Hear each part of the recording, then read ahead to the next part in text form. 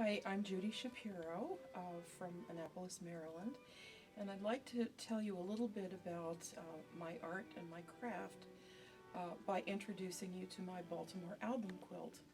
The Baltimore album quilts began in about 1840 in Baltimore, and they typically began at the Methodist meetings before there were Methodist churches.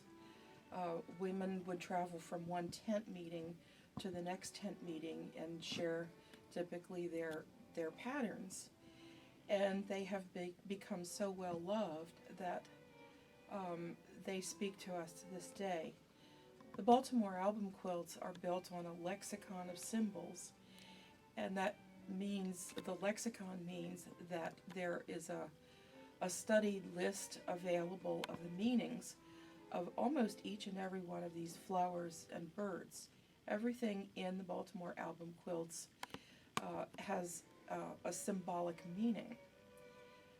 Ellie Sienkiewicz speaks to this very well in her first self-published book, Spoken Without a Word, where there is a listing available of all of the Victorian symbols. I'd like to start off by talking about the center block, which is very meaningful to me.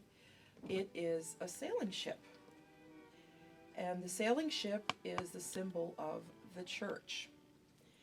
Sailing ship has underneath of it a spray of flowers, which is very typical of this block. They're the red roses, and I changed my block a little bit because I'm from Maryland.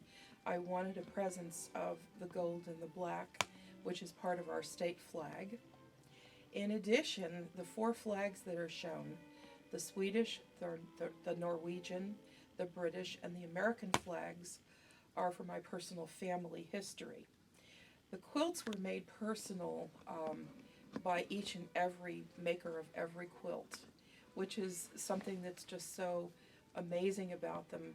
The quilts do change so much from maker to maker by their expressions of their ideas. So this block represents, in my quilt, the 4 generations of members, now 5 generations of members, at Chevy Chase United Methodist Church in Chevy Chase, Maryland.